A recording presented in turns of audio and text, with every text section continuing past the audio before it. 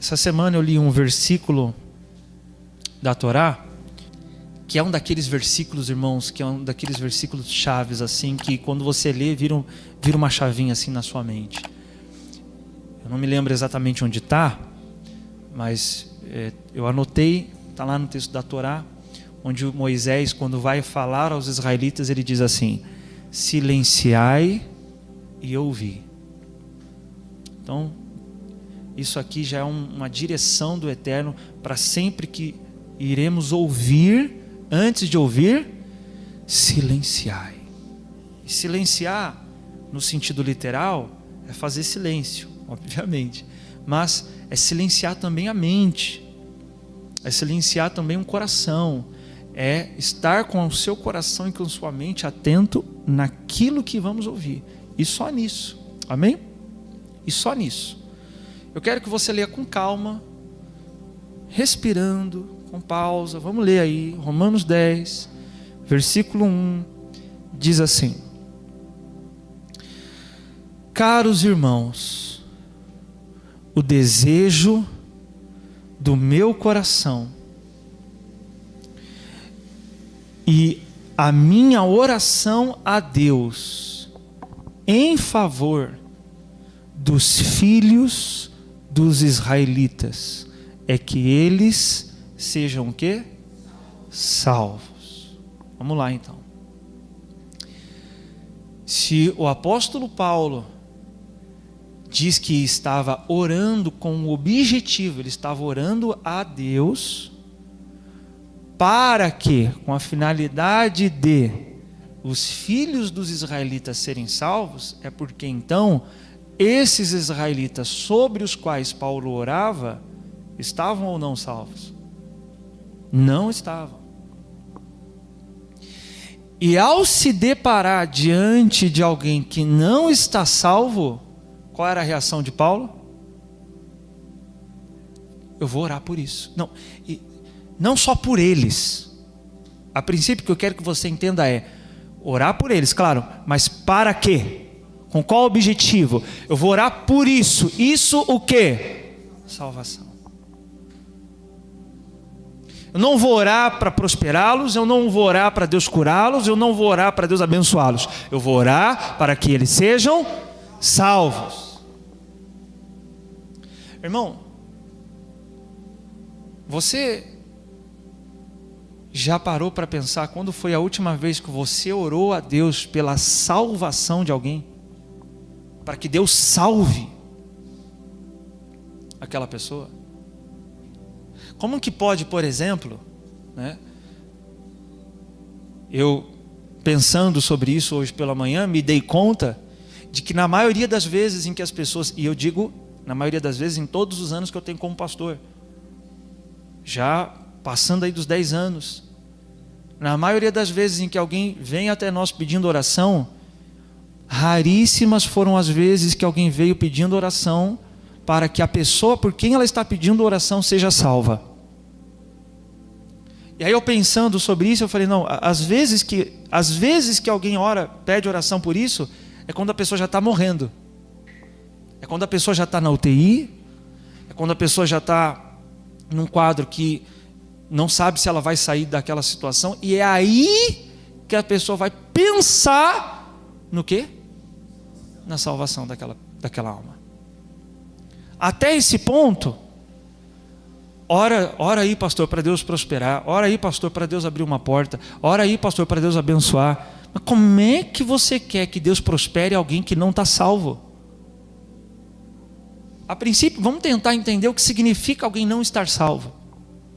Eu já disse aqui para os irmãos que o conceito de salvação não é apenas uma mudança de endereço da nossa alma que anteriormente estava endereçada ao inferno para o reino de Deus, mas é sobretudo uma transformação de mentalidade, de caráter, de comportamento. Mas a princípio, irmão, conceito básico de salvação, a princípio é sim a mudança do destino da nossa alma.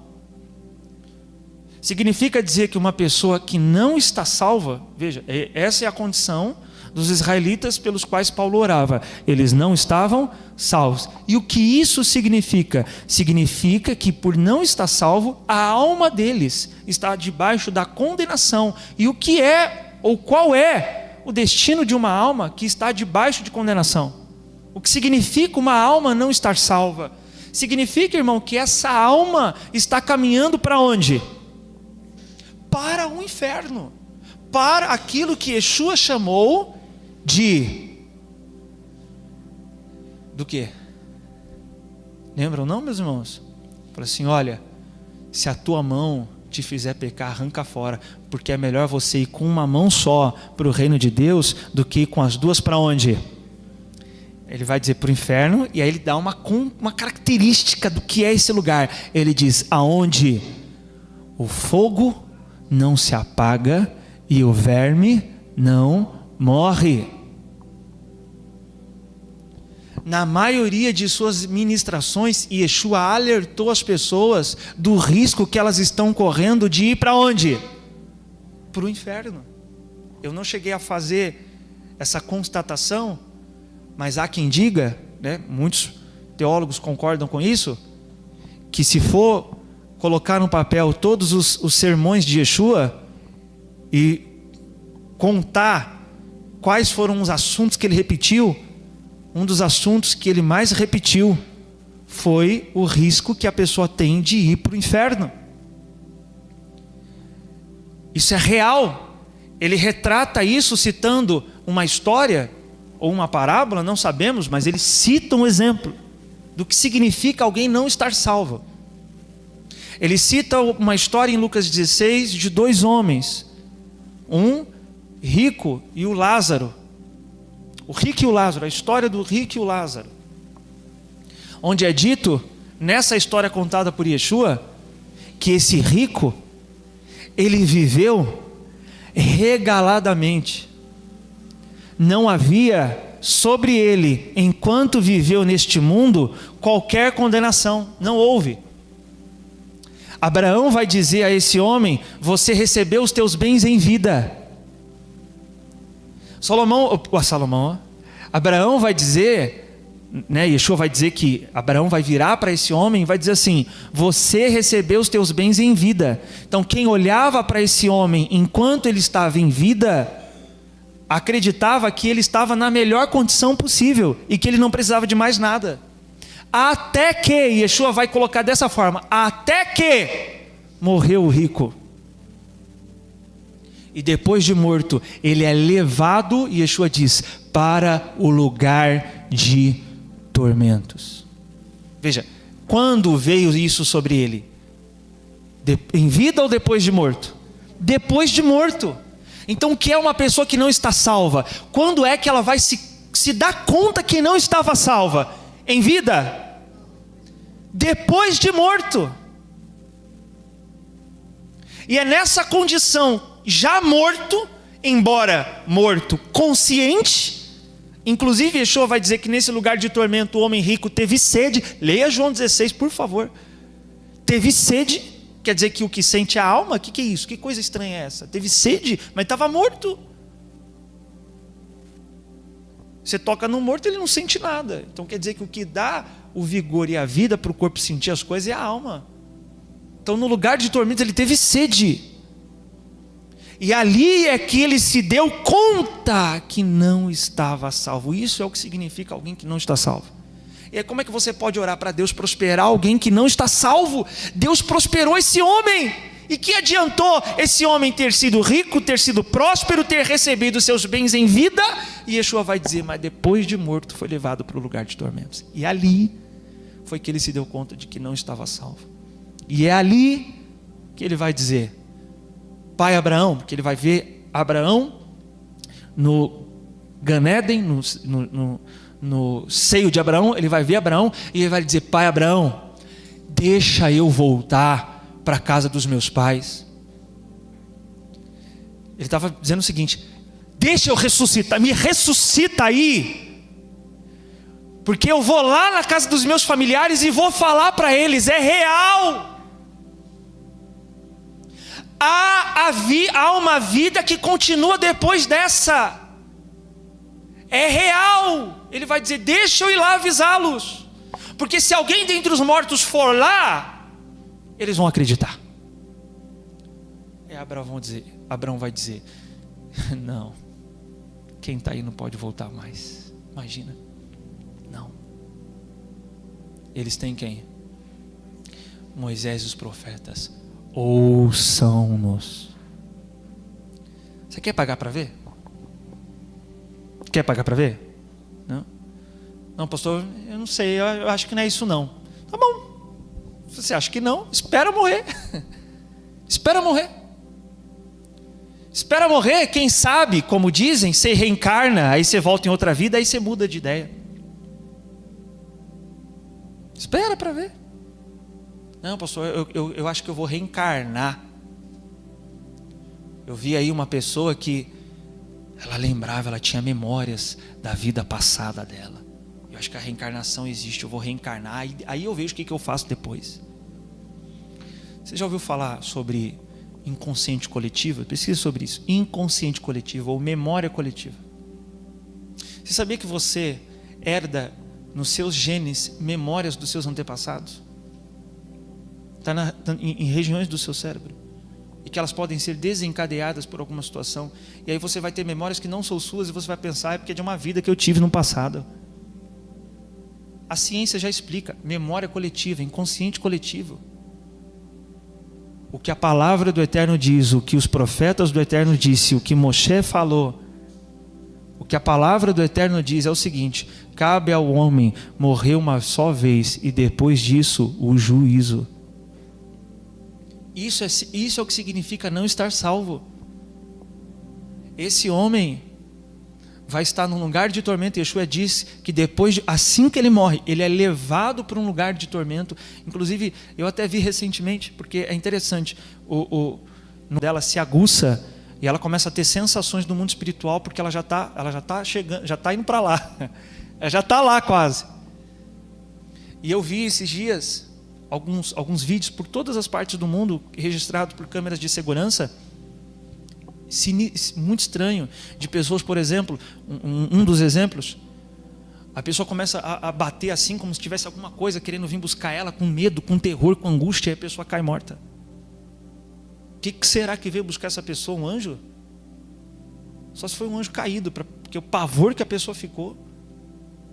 Então há muita coisa, meu irmão, mas a palavra de Deus já nos foi dada. Que a verdadeira vida não é essa, a verdadeira vida é a que está por vir. Então Yeshua fala que assim que ele morreu, ele foi levado para o lugar de tormento. Se Lázaro foi levado pelos anjos, o rico foi levado por quem? Anjos de juízo. São demônios não. Anjos de juízo, anjos terríveis. O Eterno, quando Yeshua fala então que assim que ele morre, ele vai para o lugar de tormento.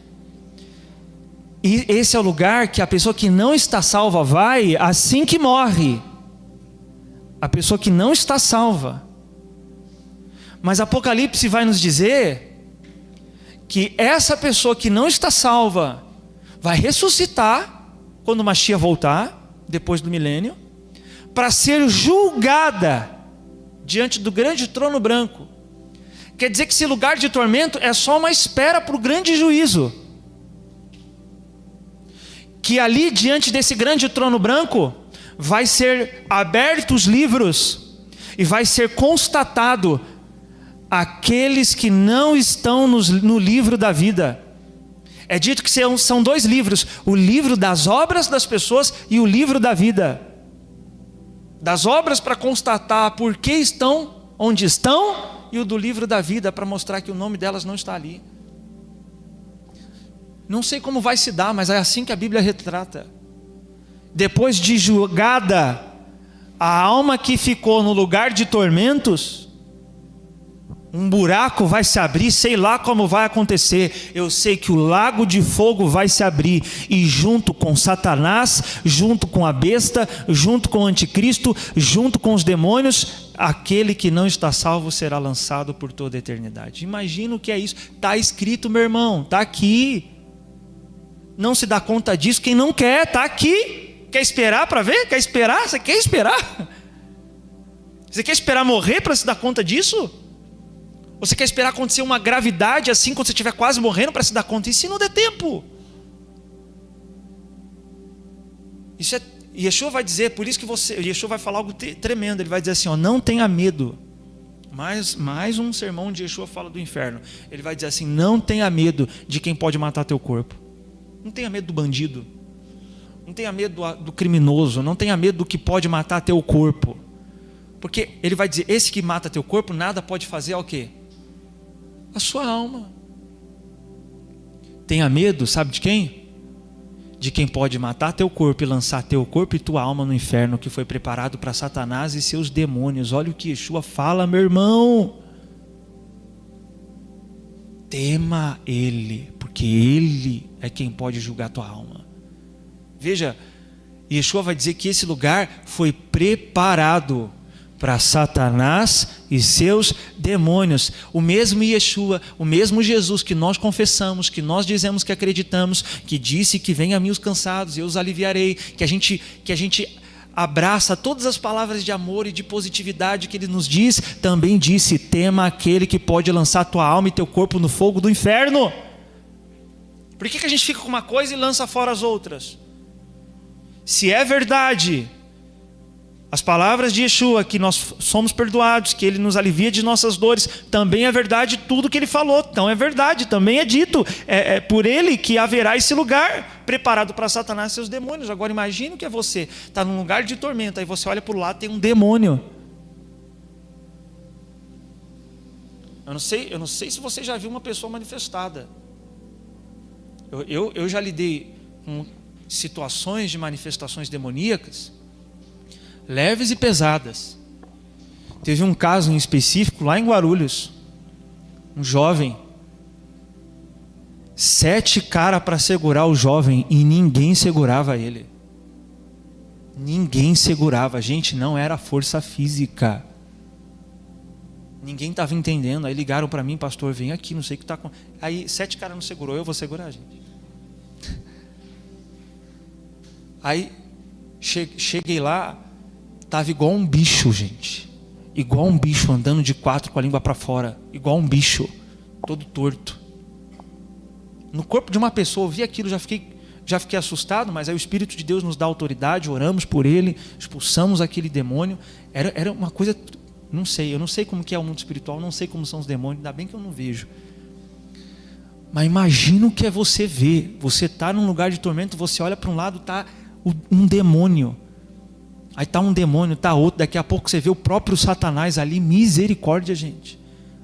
E ele não vai estar ali espetando você não, tá? Ali é o juízo dele, ele está ali também para ser julgado. Você vai estar queimando na mesma chama, você não, né? Caso você não esteja salvo. Na mesma chama que vai estar queimando um demônio. Irmãos, está aqui, ó. Você crê nisso aqui? Se você diz, eu creio nas promessas, eu creio nas palavras de bênção, também está aqui, na mesma Bíblia que fala das promessas, também fala dessa realidade. E Yeshua vai dizer, ouçam o que está escrito, porque se não ouvirem, então, meu caro, vão se dar conta quando já não tiver mais o que fazer. E eu não quero pagar para ver. Não, eu vou seguir uma outra religião, seja lá o que for. Pode seguir, isso foi até a maneira como meu pai evangelizou. Um tio meu já falecido, que era da cultura racional, ele falou assim, foi uma religião que o Tim Maia foi dessa religião. Ele falou assim, crê em reencarnação, essas coisas assim. Ele falou assim, olha tio, tá bom, você acredita nessa, tudo bem, mas você quer pagar para ver mesmo? O senhor não sabe quantos anos mais de vida o senhor tem. O único que garantiu que pode salvar a tua alma foi Yeshua. É o único. Você quer mesmo rejeitar ele? Você tem certeza que você quer chegar com a sua alma diante de Deus sem ter Yeshua para te representar diante dele? Você acha que quem vai te representar diante dele? Então não queira pagar para ver, meu irmão. Por isso, quando Paulo diz, a minha oração por esses israelitas é que eles sejam o quê? Salvos. Porque a princípio, não estar salvo significa estar debaixo da condenação, o que será manifestada a condenação depois de morto. Será feito o juízo. Então Paulo, diante dessa realidade, o que ele fazia? Ele orava para que eles fossem salvos. Comece a orar mais pela salvação da tua casa. Comece a orar mais pela salvação dos teus filhos, para que eles sejam salvos. Comece a orar: Senhor, trabalha na salvação da minha família. Se o Senhor tiver que tirar emprego, se o Senhor tiver que deixar doente, se o Senhor tiver que fazer chegar no fundo do poço, mas para salvar a alma, faça, porque o mais importante é a salvação, meu irmão. Sabe o que Paulo vai dizer sobre alguns que estavam se corrompendo na igreja de Corinto? Paulo vai dizer assim: eu entreguei eles para Satanás, mas eu pedi a Deus que desse permissão para Satanás tocar no corpo, para que a alma fosse preservada, para que o espírito fosse preservado. Ou seja, tem gente que só vai de fato se render para ser salva se o Eterno tirar tudo, se o Eterno tratar com ela com severidade. Foi assim comigo, meu irmão. Mas não importa, o que é importante, eu podia morrer pobre, eu podia morrer sem ter construído nada, eu podia morrer sem ter conquistado nada, sem ter tido família, sem ter tido filho, mas se eu morresse salvo, isso, irmão, para mim já basta. É que depois que Yeshua me salvou, eu não morri, então estou aqui. Vamos trabalhar para a obra do Eterno. Mas o que Paulo está dizendo, que o que de fato necessitamos é orar para que sejam salvos. O Eterno está chamando você para orar pela salvação da tua casa. O Eterno está chamando você para orar pela salvação dos teus filhos. O Eterno está chamando você para orar para que haja salvação. Diga glória a Deus. Eu quero agora bugar um pouco a tua cabeça. Nós constatamos aqui no versículo 1 que esses israelitas pelos quais Paulo orava não estavam salvos. Logo em seguida, no versículo 2, veja, quando a gente fala assim, olha, essa pessoa não está salva, como é que nós constatamos que alguém não está salvo? Veja, porque Paulo, ele tinha convicção disso, esses israelitas não estão salvos. Como é que eu tenho a constatação de que eu olho para a pessoa e falo, essa pessoa não está salva? Geralmente a gente julga que uma pessoa não está salva se ela estiver no adultério, se ela estiver na idolatria, se ela estiver na mentira, se ela estiver no homicídio, se ela estiver no orgulho, se ela estiver no pecado, se ela estiver vivendo uma vida longe de Deus. Fica claro para nós, ao olhar para uma pessoa e dizer que tal pessoa não está salva, ao olhar para as suas obras. Nós constatamos, essa pessoa não está salva. Mas olha qual era a condição desses israelitas que Paulo diz que não estavam salvos. Olha o versículo 2. Porque sou testemunha, porquanto sou testemunha, quanto ao que, gente? Ao zelo que eles devotam a quem? A Deus. Vamos parar aqui por enquanto. Faz sentido? Veja, no versículo 1 Paulo fala, eles não estão salvos. No versículo 2 ele diz, mas eles têm o quê? Zelo devotado a quem? A Deus. Paulo não está falando de alguém que está no pecado, de alguém que está transgredindo o mandamento, de alguém que está vivendo de uma maneira totalmente desregrada. Ele está falando de pessoas que têm zelo para com Deus e que mesmo diante desse zelo, Paulo olha para esses israelitas e diz, eles não estão salvos. Eu pergunto de novo, faz sentido isso? Uma coisa, como eu falei, é você olhar para alguém que está no pecado e dizer que não está salvo. Outra coisa é você olhar para alguém que está com zelo. E veja, esse zelo aqui é o zelo praticado por quem? Quem é o povo pelo qual Paulo está orando aqui? Os israelitas.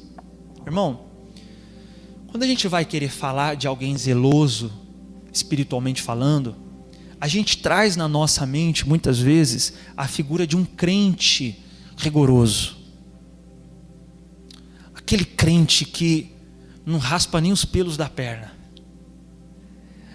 Aquele crente que não falta um culto, que dá o dízimo, que está presente nas atividades da igreja, que jejua. Mas, irmão, qualquer gentio, que seja zeloso, ele não chega aos pés do zelo que um judeu tem. Não chega perto. Eu digo, irmão, porque eu acompanho os judeus. Eu sei o que eu estou falando. Eu me sinto mal. Assim, eu vejo o zelo deles, eu falo, meu Deus, eu não tenho zelo nenhum. É um zelo, só para você ter uma ideia. As leis alimentares com respeito aos animais considerados impuros para alimentação, um judeu zeloso, como eram esses de quem Paulo fala aqui, observam rigorosamente. E com respeito às leis alimentares, para você ter uma ideia, um alimento considerado kasher, ou seja, puro para refeição por parte de um israelita, não deve ser considerado apenas o animal que é puro, mas a maneira como esse animal é abatido também interfere se ele vai ser puro ou se ele vai ser treif, se ele vai ser impuro. Há judeus que, por exemplo, moram no Brasil, que por seu zelo deixam até de comprar carne do açougue. Pode pegar uma carne de um animal puro, mas essa carne não foi abatida conforme as leis alimentares, então não é boa para o alimento. Então o que eles fazem? Eu conheço comunidades judaicas que o rabino da sinagoga, ele cria o boi, ele cria a galinha, ele faz o abate conforme as leis alimentares, vende a carne para a comunidade, para não se contaminar com os alimentos que são considerados impuros pela lei de Deus. Isso eles fazem porque são o quê? Zelosos. Shabat, 5 horas da tarde, a casa já está toda arrumada, 5 horas da tarde de sexta, tá? A casa já está toda arrumada, o pão que vai ser partido junto com o vinho já está pronto, os trabalhos já foram todos encerrados, apareceu as primeiras 3 estrelas, começa a oração que inaugura o Shabat. Sexta-feira à noite está na sinagoga, sábado de manhã, é descanso, vou para a praia, vou para a rede. O Eterno fala para santificar o Shabat, vai para a sinagoga e passa o dia inteiro, almoça lá. Mandamento de vestes, por exemplo, o Eterno fala que o judeu tinha que andar com os tzitzit, que são fios para fora das vestes, para lembrar eles dos mandamentos. Aí vem todo o zelo, tem que ser tantos fios, tantos nós, tem que ser tal cor, tem que vir de Israel. A mezuzá, que é a caixinha onde ficam textos da Torá na porta, tem que ser uma mezuzot feito por um escriba de Israel, tem que ser feito à mão por alguém considerado aceito pelo judaísmo, tem que vir de... Irmão, é zelo que eu e você não sabemos o que é. Eu e você não sabemos. Qualquer gentio que começar a andar com um judeu zeloso de Torá, vai se sentir constrangido e vai perceber que não tem zelo comparado com o zelo de um judeu. E aí Paulo olha para alguém zeloso dos mandamentos, zeloso das tradições, e diz que apesar de todo esse zelo, não está o quê? Quem está então, meu Deus do céu? Quem está então? Isso inclusive responde à pergunta que alguém possa fazer, né? Pastor, eu conheço uma pessoa, ela é católica, está na idolatria. Catolicismo é idolatria. O Eterno fala, não farás imagem de escultura. Então está na idolatria, mas é uma boa pessoa, não mata. Parabéns. Tem mérito, gente, não matar alguém? Tem mérito nenhum, meu Deus do céu. Não rouba. Ei, quer o quê? Quer um prêmio porque você não rouba? É. Veja, mas vamos supor, vamos além disso. Faz caridade, ajuda os necessitados. Geralmente é isso, né? Caridade. Pastor, essa pessoa, eu não acho que ela não vai ser salva. Irmão, se um judeu cumpridor de Torá, zeloso dos mandamentos, não significa dizer que por causa disso está salvo. Um católico na idolatria, por mais aparentemente obras boas que possa ter, vai ser salvo? Se um judeu que cumpre mandamentos muito mais rigorosos do que qualquer outra pessoa não vai ser salvo, veja, eu já vou explicar por quê. Por quê, pastor? Mas qual o sentido disso? Já vamos chegar lá. Um espírita que transgride os mandamentos de Deus para não consultar mortos, por mais caridade que faça, vai ser salvo? Se um judeu que não transgride esses mandamentos, nem por isso vai ser salvo? Quem vai ser salvo então, meu Deus do céu? Você percebe então que o nosso zelo, diga comigo, o meu zelo não me salva. Não salva, meu irmão. Porque se tem alguém que podia ser salvo pelo zelo, é os israelitas com os quais Paulo diz que orava para que fossem salvos. Vamos entender melhor isso? Vamos continuar aí, ó. Vamos continuar o versículo 2. Porquanto sou testemunha quanto ao zelo que eles devotam a Deus, contudo o seu zelo não tem como base o real conhecimento, pois não reconhecendo a justiça que vem de Deus e buscando estabelecer a sua própria, não se submeteram à justiça de Deus. Olha aqui para o pastor, presta atenção. Então ele vai dizer, por que esse zelo não os salva? Porque eles têm esse zelo com a intenção de, por meio desse zelo, serem justificados. Eles não querem ser justificados pela justiça de Deus, querem ser justificados por sua própria justiça. São duas justiças, a de Deus e a dos homens. Observe, irmão, que uma pessoa ser justificada significa basicamente o seguinte: você se apresentará diante de um grande trono branco, de um tribunal que julgará a tua alma, cada palavra que saiu da tua boca, cada pensamento que você teve, cada ação que você teve, e não haverá outra constatação diante desse julgamento, a não ser de que você e eu mereçamos a condenação. Como é que eu vou chegar diante desse trono? Quem é que vai chegar diante do eterno Deus, o juiz de todas as almas, e dizer, essa pessoa não está condenada, eu absolvo ela de sua condenação? Veja, só o Mashiach. Aí vem a justiça de Deus. O que é a justiça de Deus? Yeshua, ele assume sobre si a condenação que era nossa e agora nos representa diante do Pai. E diante do Pai, Ele nos absolve de qualquer acusação. Então podemos chegar diante de Deus, diante do seu grande trono branco, certos de que não haverá em nós condenação, não por conta de algo que nós fizemos, mas por conta daquilo que o Mashiach fez. Mas por que os israelitas não quiseram? Não, a gente não quer isso. Porque pensa, poxa, eu estou cumprindo o mandamento a minha vida inteira, para chegar agora e dizer que isso aqui não vai me salvar? Não, vai me salvar sim. Ou seja, é a intenção de querer receber por isso algum mérito, alguma glória. Vamos observar algo que Paulo vai nos dizer em Filipenses 3. Vai lá para Filipenses capítulo 3.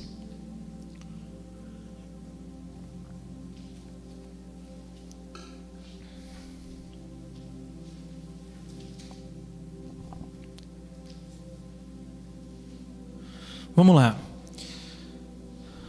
Primeiro versículo diz assim: concluindo, meus irmãos, quanto ao mais, alegrai-vos no Senhor.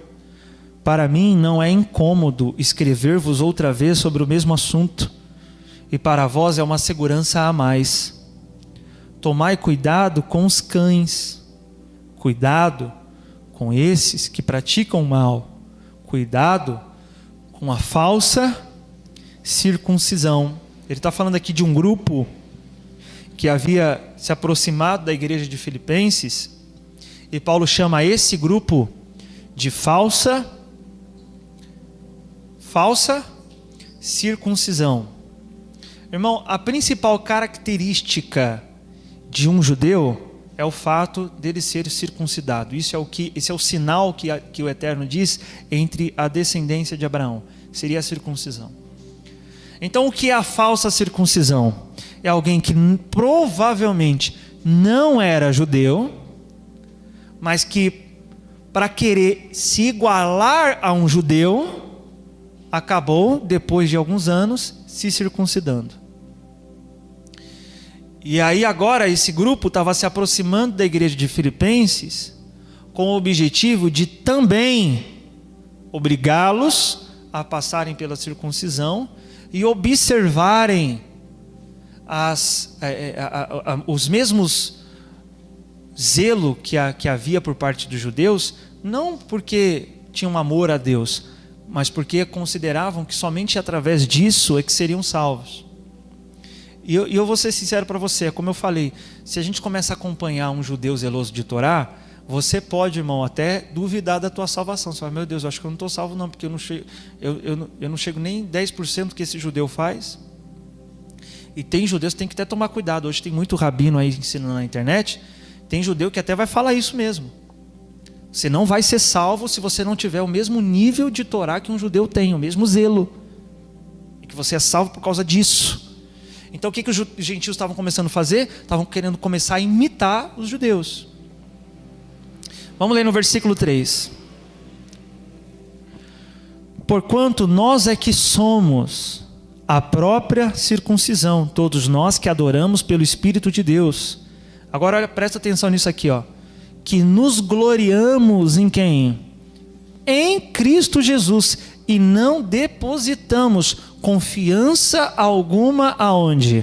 Na carne. O que é confiar na carne? É alguém que tem muito zelo, e que amém pelo seu zelo, mas que todo ele não confia que está salvo por causa de Cristo. A confiança dele está em sua própria carne, ou seja, no seu próprio zelo, nas suas próprias obras. Ele confia em si mesmo. Paulo vai dizer, nós não confiamos na carne, nós confiamos em quem? Em Cristo. Agora eu peço a você que preste atenção no que Paulo vai dizer no versículo 4. Depende muito você entender isso aqui para compreender os versículos seguintes. Ó. Embora eu também tivesse razões para alimentar tal convicção. Ora, se alguém julga que tem motivos para confiar na carne, o que Paulo fala? Eu ainda mais. Vamos lá? Então o que ele vai começar a fazer aqui? Ele vai comparar-se com esses gentios, provavelmente eram gentios prosélitos, ou seja, que haviam se convertido ao judaísmo, e que por converterem-se ao judaísmo estavam se achando melhores, de mais mérito, e que estavam salvos, porque agora faziam parte do judaísmo como os judeus faziam. Hoje, irmão, isso se aplica a alguém que, por exemplo, se acha melhor do que outros crentes porque faz parte de uma outra igreja. Hoje se aplicaria dessa maneira, né? Ó, fora da minha igreja não tem salvação. Se você está em outra igreja, meu irmão, desculpa, você tem que vir para mim e batizar de novo, porque na minha que tem salvação. Então a pessoa está se gloriando em quem? Em Cristo? Não, ela está se gloriando na placa. Ela está se gloriando em si mesma.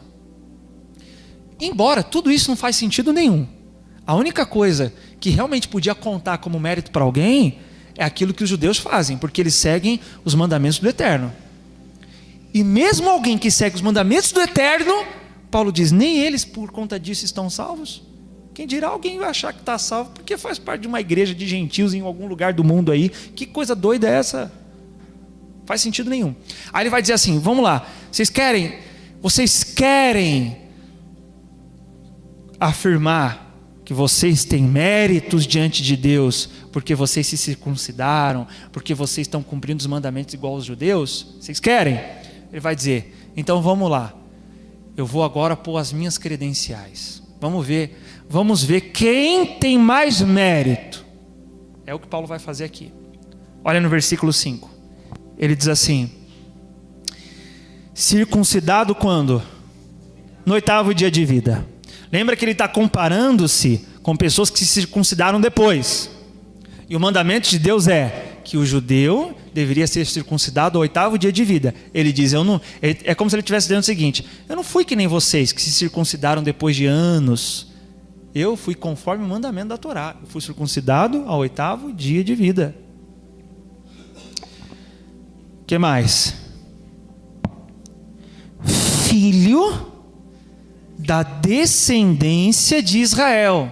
Ou seja, alguns estavam querendo se igualar aos judeus porque haviam ingressado entre o povo de Israel pela conversão, mas não eram israelitas. Paulo fala, eu sou israelita de descendência. Pedigree, sabe o pedigree?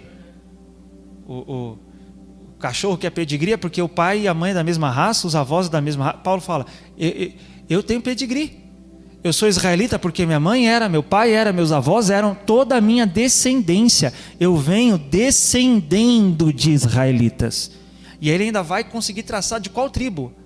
Ele vai dizer mais. O que ele diz aí? Da tribo de Benjamim. A mesma tribo do rei Saul. É a tribo da casa de Judá. Irmãos, haviam 2 tribos, né? 12 tribos. E 2 casas. Veja, há uma divisão em Israel entre as tribos. 2 tribos compõem a casa de Judá, que é a tribo de Judá e de Benjamim. As outras 10 tribos compõem a casa de Israel. O Messias viria da casa de Judá. Paulo fazia parte da casa de Judá, da tribo de Benjamim, da mesma tribo do rei Saul, primeiro rei de Israel. Talvez por isso o nome dele também fosse Shaul. Veja, ele conseguiu traçar a descendência dele até a tribo de Benjamim. Ele vai dizer mais. Hebreu de hebreus. Irmãos, nesse contexto aqui, havia acontecido alguns anos antes, o período chamado de helenização. O helenismo, que é o período em que o judeu, o povo de Israel, foi contaminado com a cultura grega. E aí o que aconteceu? Muitos judeus pararam de falar hebraico e passavam a falar grego e aramaico. Quando Paulo fala assim, eu sou hebreu de hebreu, ele está querendo dizer o seguinte: a minha fala hebraica vem dos meus pais que falavam também hebraico. Quer dizer, eu vim de uma família que não se helenizou, que não se corrompeu com a cultura grega. Até a minha família preservou o hebraico. Mas o que ele vai dizer agora? Quanto à lei, fui fariseu. Eu quero agora que você ouça aqui, meus irmãos, o que significava Paulo ser um fariseu. Presta atenção. Ele mesmo vai definir o farisaísmo nas seguintes palavras. Isso está em Atos 26, só escute. Ele vai dizer assim: como fariseu, eu vivi conforme os ditames da seita mais rigorosa da nossa religião. Veja, o farisaísmo, dentre os grupos que haviam entre o judaísmo, era o grupo mais rigoroso. O que é ser rigoroso? Atentava-se ao cumprimento dos mandamentos nos mínimos detalhes. Ele vai dizer, inclusive, em Gálatas capítulo 1, versículo 14, ele vai dizer assim, Paulo falando dele, no judaísmo, eu superava a maioria dos judeus da minha idade. E agia com extremo zelo em relação às tradições dos meus antepassados. Atos 22, versículo 3, Paulo vai dizer que não só fazia parte da seita mais rigorosa, mas vai dizer que ele aprendeu aos pés de Gamaliel em todos os detalhes da Torá. Atos 22, 3. Você está entendendo quem é Paulo? Ele não só fazia parte do grupo mais rigoroso do judaísmo, ele aprendeu com um dos melhores mestres de Torá que havia em seu tempo, Gamaliel. Ele não só aprendeu como parte da escola de Gamaliel, ele aprendeu aos pés de Gamaliel. O discípulo que ficava aos pés do mestre era o discípulo mais dedicado, era o discípulo mais empenhado, era o discípulo mais esforçado. Paulo disse, eu fui esse discípulo. Ele vai dizer ainda mais aí em Filipenses, no 6 agora. Leia aí alguém. Quanto ao zelo, perseguia a igreja. Veja, presta atenção nisso, irmãos. Paulo perseguiu a igreja por causa do quê? Do zelo. Geralmente, os pastores pintam Paulo antes de Yeshua como um terrorista, um cara pecador no mais alto nível. Eu já ouvi, né, pastores falando de Paulo como se fosse alguém assim terrível, alguém maligno, alguém perverso. É esse o Paulo que você está vendo aqui? Não. Ele vai dizer que ele só perseguiu a igreja porque ele tinha o quê? Faz sentido? Faz, irmão. Por quê? Para Paulo, Jesus ser o Messias era uma mentira. E quem dizia isso estava mentindo. Ele não reconhecia em Jesus o Messias. Então ele acreditava que o certo a se fazer era parar aquele movimento. Ele estava fazendo isso porque ele tinha zelo. Imagina se eu chego aqui para você agora, gente. Eu tenho um segredo aqui para contar para vocês. O que foi, pastor? Eu sou o Messias. Se você é zeloso na sua fé, você vai ficar quieto? Você vai aceitar? Paulo era zeloso, irmão. Quando ele via alguém falando que Jesus era o Messias, sem ter reconhecido em Jesus o Messias, sem ter conhecido o Messias, ele não tinha o contato com Jesus que os discípulos tiveram. Então, para ele, Jesus não era o Messias. Então, o certo a se fazer era perseguir. Então, Paulo não era esse terror que a gente achou que fosse antes de Yeshua. Ele vai terminar a sua lista dizendo o seguinte, ó. Ele vai dizer, quanto ao zelo persegue a igreja, e quanto à justiça que há na lei, o quê? Irrepreensível. Sabe o que é isso? Pode submeter Paulo ao julgamento do Sinédrio, que eram os líderes de Israel que julgavam o povo. Julga Paulo. Se julgassem Paulo conforme a justiça requerida pela Torá, não havia o que? Repreendê-lo. Aí eu pergunto, uma pessoa dessa precisa de Yeshua? Assim, aos olhos dela, né? Uma pessoa dessa pode ter dúvida que está salva? Tem certeza. Poxa vida, depois disso tudo aqui, como é que eu não estou salvo? Vamos ver o que ele vai falar depois que ele encontra Yeshua. Todavia, o que para mim era lucro, passei a considerar como prejuízo por causa do Mashiach. O que é isso aqui, gente? Presta atenção. Ele está usando uma linguagem econômica aqui. O que era lucro foi considerado o quê? Prejuízo. Veja, Paulo achou que estava no lucro. O que significa achar que está no lucro? Um exemplo. Miqueias vai dizer que o Eterno requer apenas, se eu não me engano, 4 coisas do homem.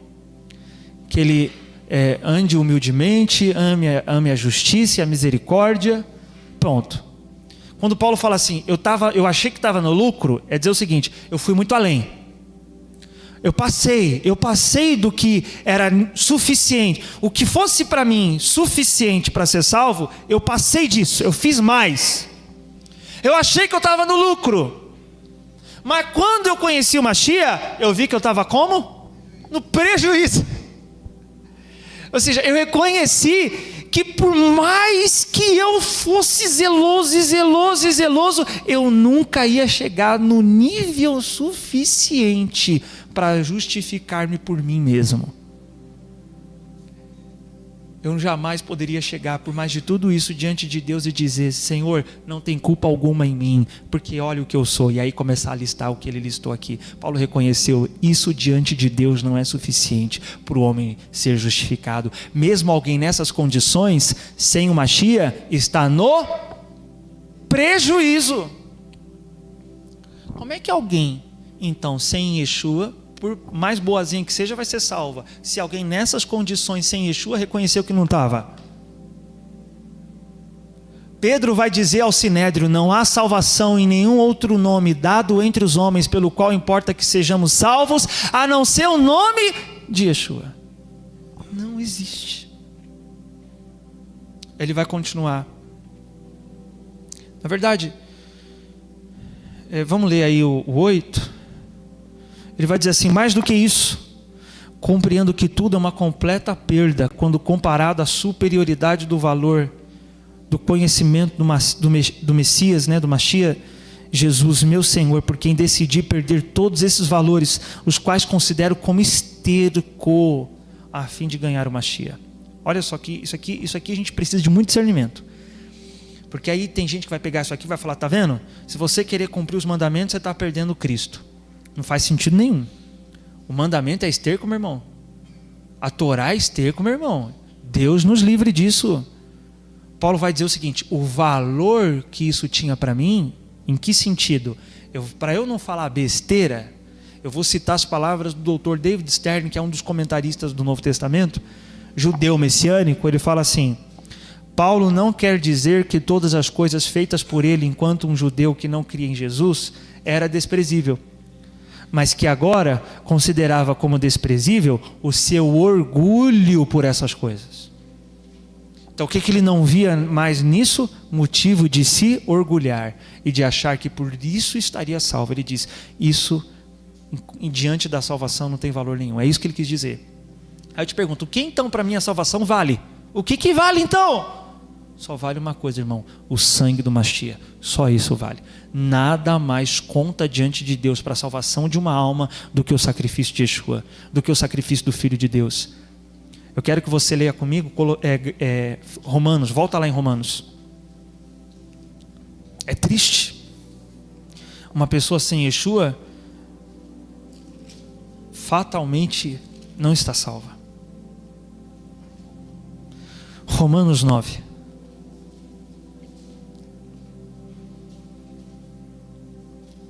Volta aí em Romanos.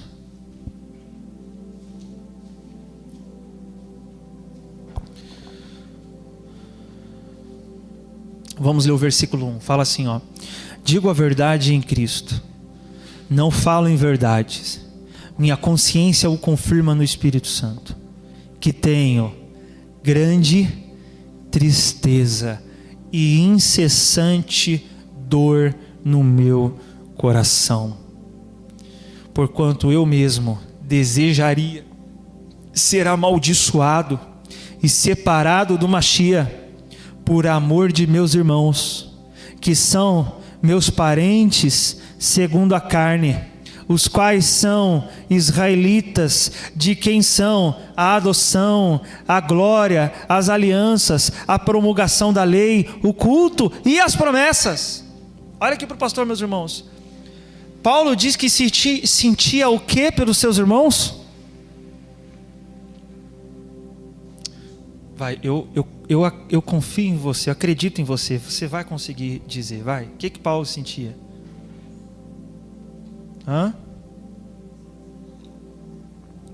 Alguém falou aí? Fala aí, gente, por favor, me ajuda a pregar. Vocês estão aí em Romanos 9? Então não? O que Paulo sentia, gente? Versículo 2, a gente acabou de ler. Grande tristeza e incessante dor no meu coração. Por quem Paulo sentia isso? Pelos israelitas. Por que ele olhava para os israelitas e sentia grande tristeza? Porque não estavam salvos.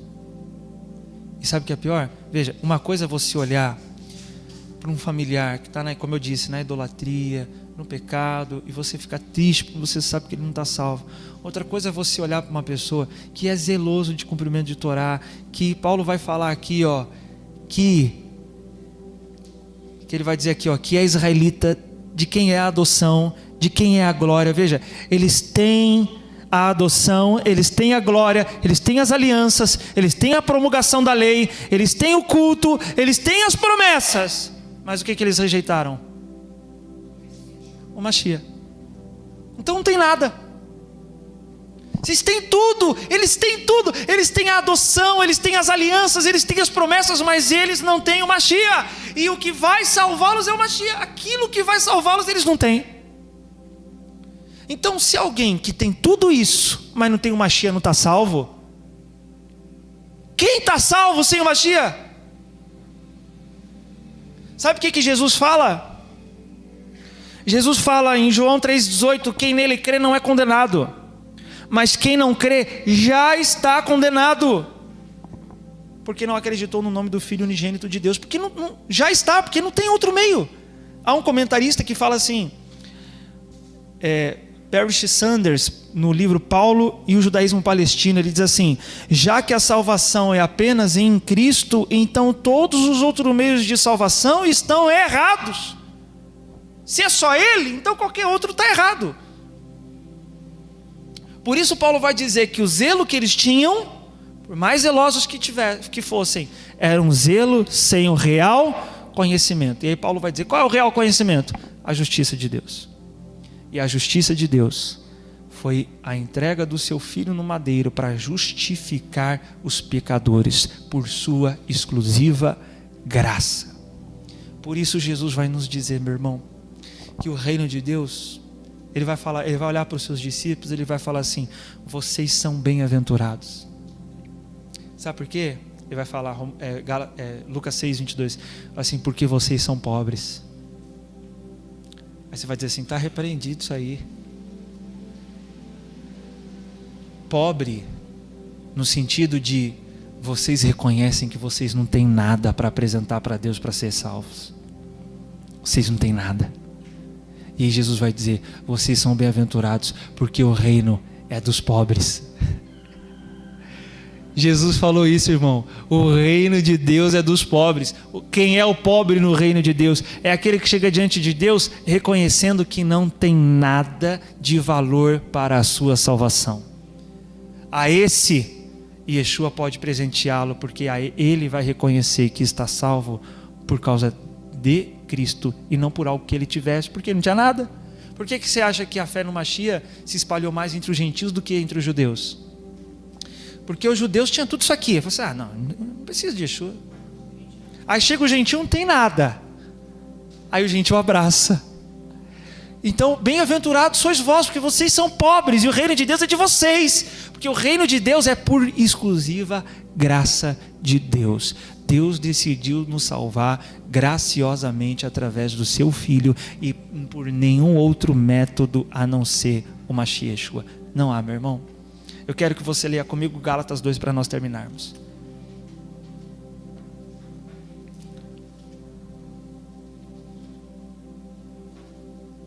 Gálatas 2.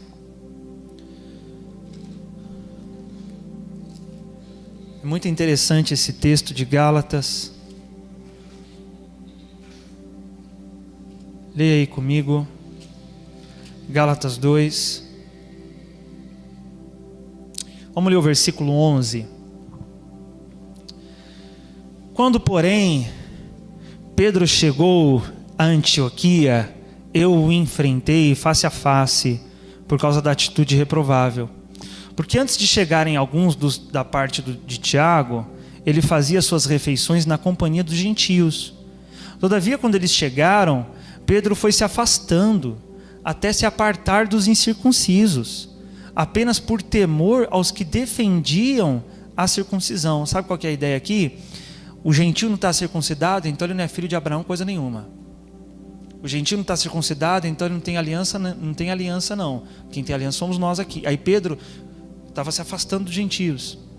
No versículo 13 ele diz: e os outros judeus de igual modo se uniram a ele nessa atitude hipócrita, de modo que até mesmo Barnabé se deixou influenciar. Contudo, assim que percebi que não estavam se portando de acordo com a verdade do Evangelho, repreendi a Pedro diante de todos: se tu, sendo judeu, vive como os gentios e não conforme a tradição judaica, com relação aqui à circuncisão, tá, meus irmãos, que ele não obrigava a circuncisão. Por que obrigas os gentios a viver como judeus? Isso aqui é errado, tá, gente? Então, o gentio não tem que viver, se travestir de judeu. 15. Agora eu quero que você pegue a ironia de Paulo. Nós, judeus de nascimento, e não, entre aspas, pecadores como os... Você percebe a ironia? Ele está repreendendo Pedro e vai dizer assim: Pedro, nós, eu e você, judeus, e não pecadores como os gentios, porque Pedro estava considerando os gentios o quê? São pecadores, e nós somos judeus. Nós, judeus, que não somos como pecadores, como os gentios, estava separando. Paulo vai dizer, nós que não somos pecadores como os gentios, estamos plenamente conscientes, entretanto, que o ser humano não pode ser justificado pela prática da lei, mas somente por meio da fé em Jesus Cristo. Sendo assim, nós também, veja, eu e você, Pedro, viemos a crer em Cristo Jesus a fim de sermos justificados pela fé em Cristo, e de forma alguma pela prática da lei, porquanto é certo que por praticar a lei ninguém será capaz de ser justificado. Veja, não há dúvida de que Pedro e Paulo praticavam a lei, mas eles dizem, só que nós corremos para o Mashiach porque nós reconhecemos que a nossa prática de Torá não vai nos justificar. Pedro não estava perdido igual aos gentios, é isso que ele quis dizer. Nós, judeus e não pecadores como gentios, estávamos perdidos igual aos gentios. Por isso corremos para o Mashiach, por isso viemos a Ele, porque só nele seremos justificados. Deus decidiu salvar o homem por sua graça através do seu Filho, e nada além disso. Pastor, quer dizer que eu não tenho que obedecer? Paulo vai dizer em Romanos capítulo 1 que Deus o chamou para levantar um povo que eu vou citar aqui, ó, deixa eu ler, ó. Presta atenção. Romanos 1,5: por intermédio dele, por causa do seu nome, recebemos graça e apostolado para chamar dentre todas as nações um povo para a obediência. Diga, um povo para a obediência que deriva da fé. Então nós temos que obedecer, mas obedecer pela fé. O que é obedecer pela fé? Não é obedecer para ser salvo, é obedecer porque já estou salvo. Eu já pertenço ao reino de Deus, e por fé, por ter essa fé no Mashiach, eu agora obedeço. Amém, meus irmãos? Fique de pé no seu lugar.